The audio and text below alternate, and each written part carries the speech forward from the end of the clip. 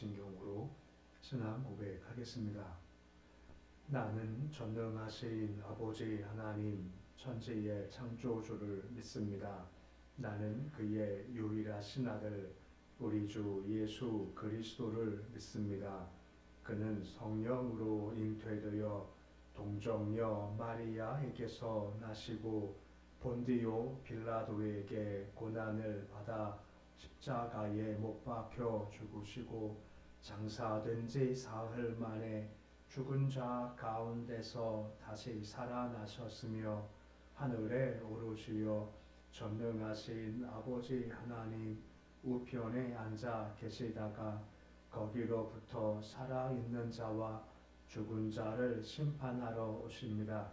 나는 성령을 믿으며 거룩한 공교회와 성도의 교제와 죄를 용서받는 것과 몸의 부활과 영생을 믿습니다. 아멘. 찬송가 342장 찬양하겠습니다.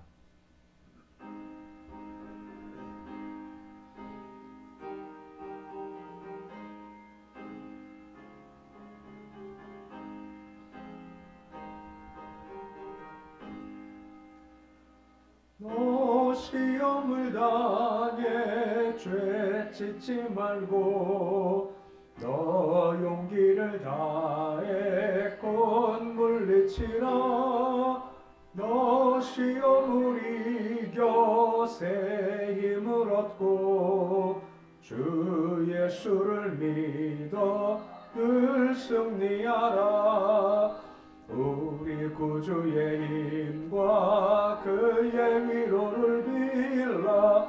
주님 내 편에 서서 항상 도우시리. 내 친구를 삼가 잘 선택하고 너 언행을 삼가 늘 조심하라. 너 열심을 다해 늘 충성하고 온 정성을 다해 주 봉사하라. 우리 구주의 힘과 그의 위로를 빌라. 주님 내 편에 서서 항상 도우시리. 잘 이기는 자는 상 받으리니 너 낙심치 말고 늘 전진하라. 내 구세주 예수 늘 주시리니 주 예수를 믿어 늘 승리하라. 우리 구주의 힘과 그의 위로를 빌라. 주님 내 편에 서서 항상 도우시리.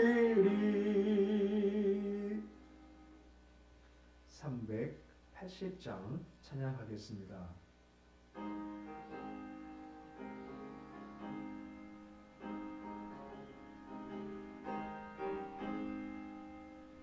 나의 생명 되신 주 주님 앞에 나갑니다. 주의 흘린 보혈로 정케하사 받아주소서. 날마다 주를 찬송하겠네. 주의 사랑 줄로서 나를 굳게 잡아매소서. 괴로운 세상 지낼 때 나를 인도하여 주소서. 주를 믿고 나가면 나의 길을 잃지 않겠네. 날마다 주를 찬송하겠네. 주의 사랑 줄로서 나를 굳게 잡아매소서. 세상 살아갈 때에 주를 더욱 사랑합니다. 밝고 빛난 천국에 나의 영혼 들어가겠네. 날마다 주를 찬송하겠네. 주의 사랑 줄로서 나를 굳게 잡아매소서. 아멘.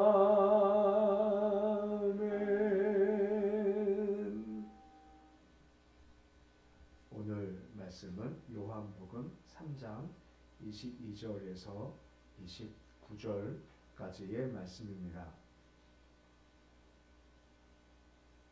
요한복음 3장 22절에서 29절까지의 말씀입니다. 요한복음 3장 22절로 29절까지의 말씀 우리 함께 봉독하겠습니다. 그 후에 예수께서 제자들과 유대 땅으로 가서 거기 함께 유하시며 세례를 베푸시더라. 요한도 살렘 가까운 에논에서 세례를 베푸니 거기 물이 많음이라. 그러므로 사람들이 와서 세례를 받더라. 요한이 아직 옥에 갇히지 아니하였더라. 이에 요한의 제자 중에서 한 유대인과 더불어 정결 예식에 대하여 변론이 되었더니 그의 요한에게 가서 이르되 라피어 선생님과 함께 요단강 저편에 있던 이 고 선생님이 증언하시더니가 세례를 베풀매 사람이 다 그에게로 가더이다. 요한이 대답하여 이르되 만일 하늘에서 주신 바 아니면 사람이 아무것도 받을 수 없느니라. 내가 말한 바 나는 그리스도가 아니요 그 앞에 보내심을 받은 자라고 한 것을 증언할 자는 너희니라. 신부를 취하는 자는 신랑이나 서서 신랑의 음성을 듣는 친구가 크게 기뻐하나니 나는 이러한 기쁨으로 충만하였노라. 아멘. 우리가 요한복음 1장에서 이미 세례 요한이 예수께서 하나님의 아들이시다, 그리스도시다 라고 증거한 것을 이미 살펴보았지만 본문은 세례 요한이 헤롯에 의해서 감옥에 투옥되기 직전에 한 번 더 예수님이 누구신가에 대한 것들을 다시 한 번 더 증거해주는 모습을 우리가 볼 수가 있습니다. 22절에 보면 다음과 같이 말씀이 시작이 되고 있습니다. 22절인데 우리 말씀 같이 읽어 보시겠습니다. 그 후에 예수께서 제자들과 유대 땅으로 가서 거기 함께 유하시며 세례를 베푸시더라 라고 말씀을 해주고 있습니다. 예수께서 니고데모와의 대화가 있었던 6월절 기간 동안에 예루살렘에 계셨다가 예루살렘 이월절 끝난 다음에 예루살렘을 떠나서 유다 땅으로 가셨다라고 되어져 있습니다. 정확한 명칭은 나와 있지 않지만 거기 세례를 베풀었다 하는 말씀 보아서는 아마 요단강 근처, 여리고 근처였을 것이라고 추측이 좀 되어지는 겁니다. 한 가지 기억할 것은 예수가 세례를 베푸셨다 하는 것처럼 말씀이 보여주지만 나중 설명되지만 예수가 하신 것이 아니라 제자들이 했다라고 나중에 밝혀지게 됩니다. 그리고 23절 보시면 요한도 가까운 곳에서 세례를 베풀었다라고 언급이 되고 있죠. 그러니까 요한도 23절 말씀과 같이 세례 베풀면서 아직도 활동 중에 있다라는 걸 보여주고 있는 겁니다. 그 24절 말씀 보시면 아직 옥에 갇히지 않았다라고 말씀을 해주고 있죠. 우리가 알지만 헤롯에 의해서 그가 감옥에 투옥되지 않습니까? 그러니까 헤롯이 동생 아내를 강제로 취하죠. 헤로디아를. 이에 대해 세요한이 잘못된 거다라고 책망을 했고 이것 때문에 그를 감옥에 가둬버렸습니다. 나중에 헤로디아의 딸이 춤을 춰서 그 대가로서 세례요한은 목을 요구해서 목이 베어 순교당하는 거죠. 그러니까 잡히기 직전 있었던 일로 보여주는 겁니다. 이때 하나 논쟁이 발생했다라고 나옵니다. 25절인데 어떤 논쟁이 발생했나라고 나와 있지 않습니까? 우리 25절인데 말씀같이 읽어 보시겠습니다. 이 요한의 제자 중에서 한 유대인과 더불어 정결 예식에 대하여 변론이 되었더니 라고 말씀을 해주고 있습니다. 지금은 명확지 않지만 계속 말씀 읽다 보면은 이거는 이제 세례요한의 세례와 예수님 세례 중에 뭐가 나은가에 대한 변론이 이루어진 겁니다. 아마 많은 사람이 이제 예수께로 자꾸만 이제 가다 보니까 요한 세례가 못한 것이 아니냐 하고 사람들이 얘기를 했고 이에 요한의 제자들이 이제 흥분한 상태에서 변론이 시작이 된 거죠. 정도 예식이다라고 하는 것은 세례와 동의어로서 죄를 씻는다는 의미를 가지고 있는 겁니다. 여기 변론이 되었다 할 텐데 변론이라는 것은 논쟁과 더불어서 위험하고 쓸데없는 분노에 찬 논쟁을 가리키는 사용되는 겁니다. 그러니까 당시 세례 제자들이 막 흥분한 상태로 보이는 겁니다. 그래서 굳이 싸울 필요 없는 건데 흥분한 상태에서 그 문제에 대해서 막 말싸움이 시작됐다라고 하는 거죠. 그럴 때 있지 않습니까? 그때는 막 이게 진짜 이거밖에 없다 해서 막 했는데 나중에 보니까 이게 아무것도 아닌 겁니다. 흥분한 거 아무것도 없는 건데 종종 TV 보다 보면은 그 뭐죠? 보복운전인가요? 막 도로에서 막 치고받고 잠깐 나와요. 나중에 후회해요. 내가 왜 그런지 모르겠다고. 그때는 막 죽을 것처럼 막 싸우던데 나중에 문제가 딱 터지고 결과 생기니까 내가 왜 그런지 모르겠습니다. 그런 것처럼 논쟁이 심했다라고 하는 거죠. 말씀 보면 느끼는 것이 뭐냐면 우리 감정이 참 중요하고 필요하지 않습니까? 감정이 있어야죠. 찬양할 때 감정이 들어가야죠. 감정 없이 찬양하는 건요, 찬양이 별로 맛이 없습니다. 슬픔이다, 기쁨이다 감정이 들어가야 이게 참 좋은 거죠. 그 역시 마찬가지라고 하는 거죠. 우리가 중보기도 할 때 감정이 들어가야죠. 안타깝다 하는 것들이 들어가야죠. 일할 때도 마찬가지로 일할 때도 기쁜 마음에 할 때 이게 힘이 있다라고 하는 겁니다. 감정은 그만큼 중요한 거지만 근데 문제가 뭡니까? 감정은 노동이 참 심합니다. 이랬다가 저랬다가 그래서 우리가 감정을 따라가면 문제가 생기죠. 감정이 필요하지만 감정은 좀 절제할 줄 알고 대신 이성 따라가고 더 중요하게 말씀 따라가는 것이 가장 중요한 겁니다. 이게 안 되어버리니까 괜히 나중에 가서 이게 왜 그랬나 싶을 정도의 변론 논쟁이 심하게 되었다라고 하는 겁니다. 그러면 그 논쟁 내용이 뭔지 26절 말씀 보시면 새로운 제자들의 마음을 다음과 같이 설명을 해주고 있습니다. 26절 말씀이죠. 우리 말씀 같이 읽어 보시겠습니다. 그는 요한에게 가서 이르되 랍비여 선생님과 함께 요단강 저편에 있더니 그 선생님이 질문하시던 이가 세례를 베풀매 사람이다 그에게로 가더이다 라고 하죠. 요한의 제자들이 요한을 가리켜서 랍비라고 존칭을 사용하지 않습니까? 예수님께는요 그 이름도 부르지 않습니다. 강 저편에 있는 사람이라고 해서 이름도 부르지 않죠. 이 랍비는 유대인 세계에서는요 다른 어떤 정치적 어떤 군사적 계급보다 더 존경받는 위치가 바로 랍비라고 하는 겁니다. 세례 요한한테 그만큼 깊은 존경심을 표현하고 있으면서도 예수에 대해서는요 호칭도 부르지 않습니다. 이름도 부르지 않습니다. 거기 있잖아요. 거기 제 이런 정도로 예수를 좀 은근히 무시하는 그런 마음을 지금 보인다라고 하는 겁니다. 설명할 때 선생님과 함께 있었던 자라고 하지 않습니까? 세례요한한테 와 세례받은 게 예수님이지 않습니까? 아니 그분도 당신 세례 인정했지 않습니까? 하는 그런 마음을 가지고 있다라고 하는 거죠. 그 당신께서 그를 증거했지 않습니까? 그를 도와준 거지 않습니까? 근데 어떻게 그럴 수 있습니까? 하는 그런 마음을 가지고 지금 이야기를 하고 있는 것이 제자들의 마음이다라고 하는 거죠. 인간적 마음에서 당신이 도와준 사람인데 어떻게 그럴 수 있습니까? 세례 주니까 다 그한테 가고 있습니다 하는 마음을 지금 가지고 있죠. 이 말 속에는 당시 요한의 제자들이 예수에 대해서 좀 분노가 있고 화가 나가 있고 그런 복잡한 마음을 지금 가지고 있고 지금 무시하고 있다라고 하는 겁니다. 이거 그냥 두면 안 됩니다. 당신 제자들 다 빼앗깁니다. 가만두지 마십시오 하는 모습을 지금 보이고 있죠. 그럼 그 마음 가운데 무엇이 있는 걸까요? 시기심도 있고 질투심도 있고 경쟁심도 가지고 있다라고 하는 거죠. 그러니까 자꾸 폄하하고 무시하고 욕을 하고 있지 않습니까? 그만큼 시기질투가 무서운 겁니다. 지금 누구에 대해 시기질투하는 건가요? 예수님이십니다. 아니 하나님이신데 지금 시기와 질투가 들어가니까 그만큼 사람이 무서워질 수 있고 잘못될 수가 있다라고 하는 겁니다. 그러니까 우리 마음에 시기질투가 그만큼 조심스럽고 무서운 거다라고 하는 거죠. 그러기에 시기와 질투 같은 마음들 조심하고 경계하는 것이 분명히 필요하다라고 하는 것입니다. 그러면서 그런 제자한테 그 교정을 해주는 겁니다. 그런 것이 아니다 하는 교정하는 말씀이 있는 거죠. 27절 말씀 다음과 같이 말씀을 해주고 있으신 겁니다. 그 마음을 좀 정리하는 거죠. 27절인데 말씀같이 함께 읽어보시겠습니다. 여호와의 대답하여 이르되 말을 하늘에서 주신 바 아니면 사람이 아무것도 받을 수 없느니라 라고 합니다. 하늘에서 주신 바가 아니면 사람이 아무것도 받을 수가 없다라고 하는 겁니다. 그러니까 질투와 분노에 휩싸인 인간적 감정으로 막 극에 달했던 제자들한테 세례요한이 지금 신앙으로서 지금 설명해주고 있는 겁니다. 하늘에서라는 걸 하나님께로부터 받은 거죠. 하나님께서 허락을 하셨기에 이것이 된 거다라고 하는 겁니다. 예수 모든 활동들이 있지 않습니까? 다 삶이 가요. 그 이유가 무엇입니까? 하나님께서 허락을 해 주셨기에 가는 거다라고 하는 겁니다. 그렇게 관점을 가지고 바라보라라고 하는 겁니다. 주께서 하게 하신 거고, 주께서 되게 하신 것이고, 주께서 이루어 주신 거다라고 하는 겁니다. 이것을 그냥 인정하라고 하는 겁니다. 그러면 할 말이 아무것도 없지 않습니까? 주께서 하셨다고 하는데 할 말이 뭐가 있냐라고 하는 겁니다. 요한이 지금 그런 거죠.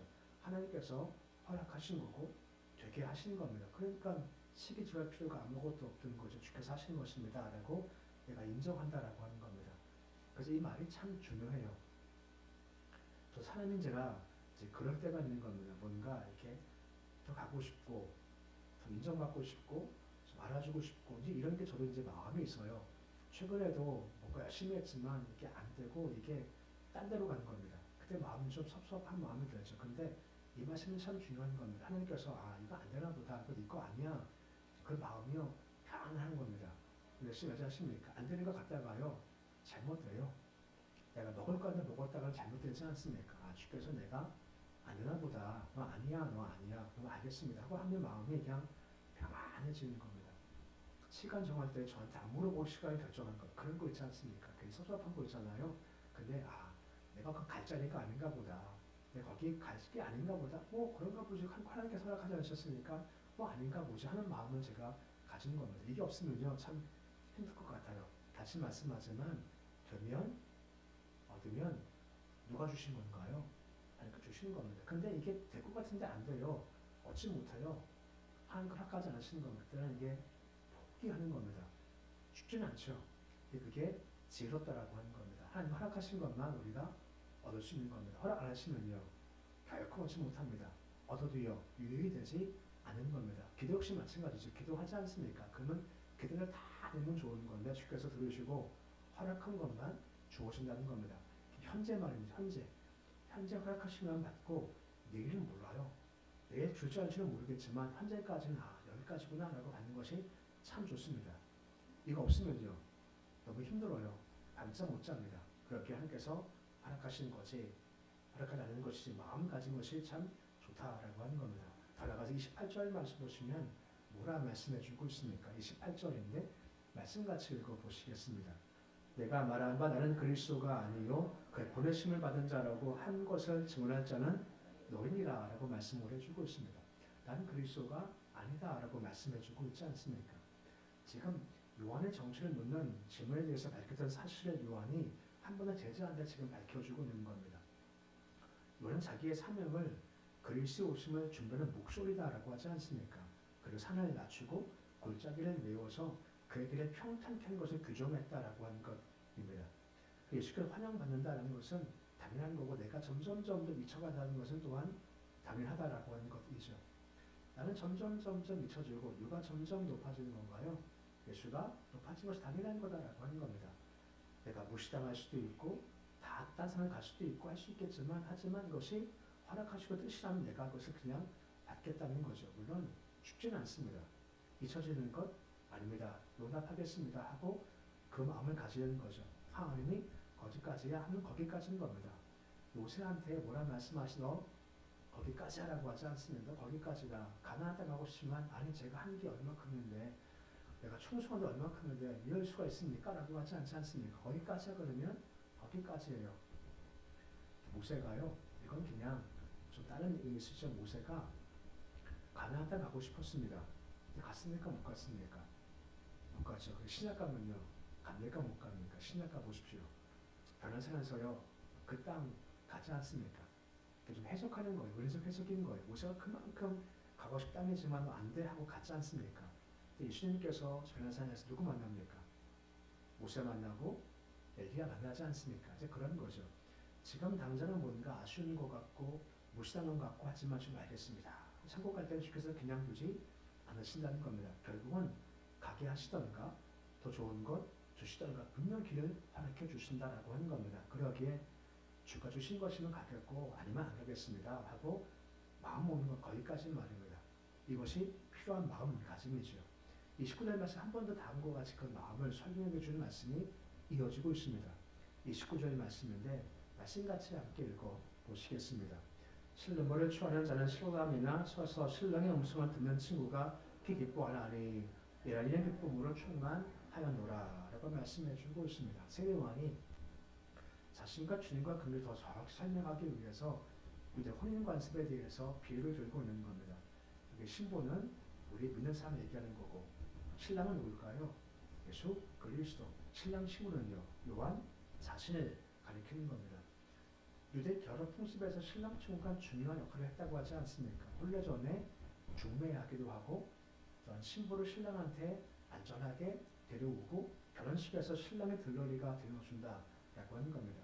그러니까 자기는 신랑이 아니고 신랑의 친구, 신랑의 들러리에 불과하다 라고 언급을 해주고 있다 라고 하는 거죠.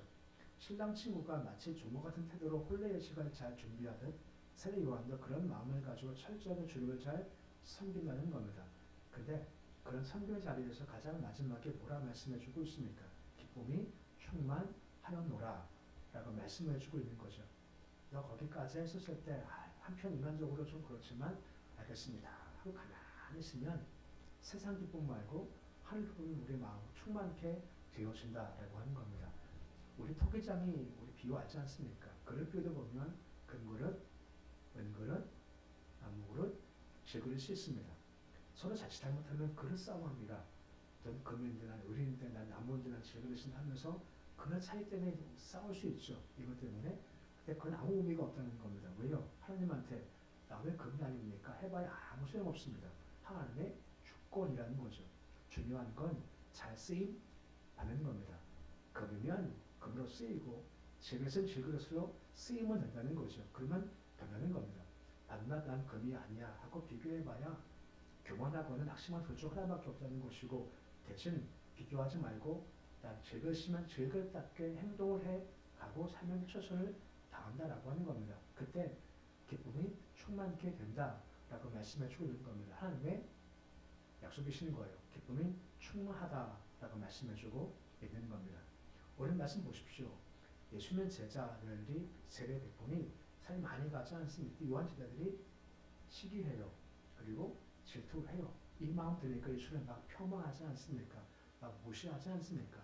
그 감정이 문제인 거죠. 시험 듣는 거죠. 그러기에 시기, 질투될 때마다 조심하는 게 필요하다는 것과 또 한 가지 주가 허락하시는 것만 없는 겁니다. 우리도 마찬가지입니다. 거기까지다 하면 그냥 거기까지입니다. 그냥 거기까지예요. 더 이상 뭐 하려 하면 오히려 힘들어질 뿐이다라고 하는 것이죠. 누가 갚으시나요? 하나님이 갚아주시고 도와주신다라고 하는 겁니다. 비교할수록 더욱더 내 마음만 아프고 힘만 들기 때문에 그냥 질그릇이면 난 질그릇입니다 하고 거기에 생각을 다하는 겁니다. 그럼 무엇이 만다고요? 기쁨이 임하는 겁니다.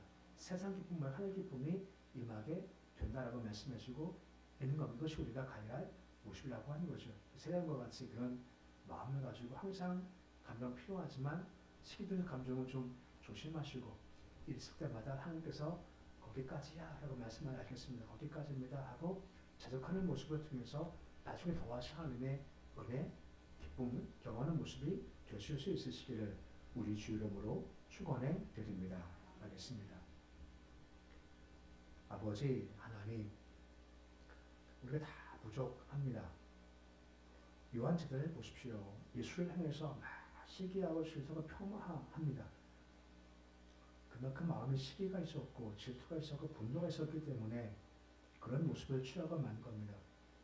우리도 감정이 참 필요하지만 감정에 지나치다 보면 삶에서 온전치 못하고 시험들이 많습니다. 그러기에 감정적 상태보다 먼저 우리의 말씀을 우선시하는 삶으로 도와주시기 원합니다.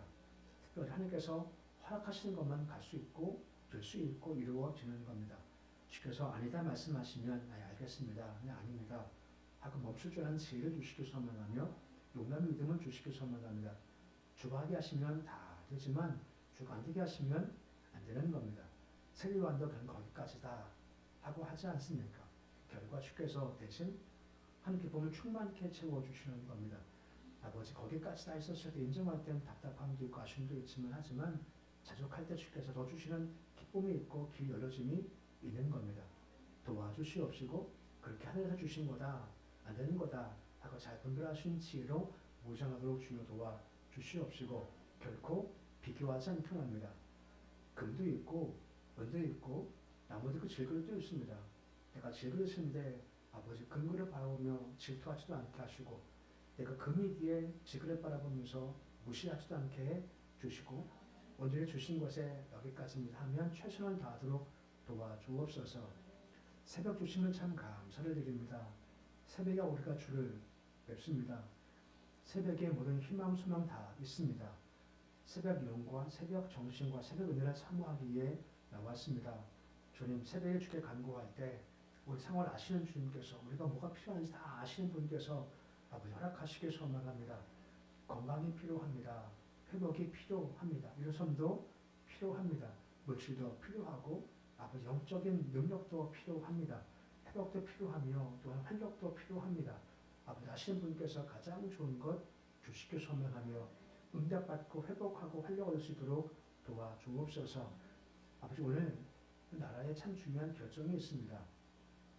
사람들이 여러 가지 예상을 하지만 주가 결정해 하시옵시고 결정한 바에 따라서 이제 하나가 되길 소망합니다. 이제 그만 좌우 나눠지게 하시고 각자 마음 가운데 이랬으면 좋겠다는 마음을 다 가지고 있습니다.